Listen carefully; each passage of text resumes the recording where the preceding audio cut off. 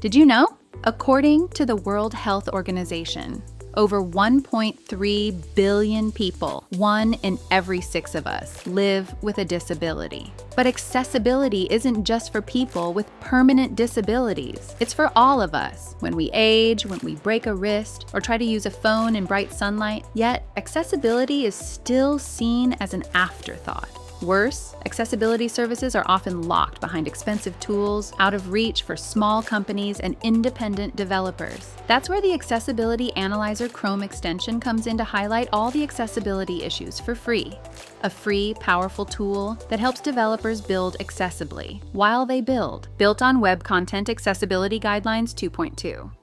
It scans web pages for real-world accessibility issues, online or offline, with instant results. Integrated directly into Chrome Dev Tools, it highlights barriers and offers clear, actionable recommendations for faster, smarter fixes. You can even export a complete Excel report ready to share with your team or document accessibility in your workflow. Actively used by students, developers, and companies recognized globally, the Accessibility Analyzer was named a 2025 Webby Honoree for Innovation in Accessibility. Accessibility Analyzer, scan, solve, and share.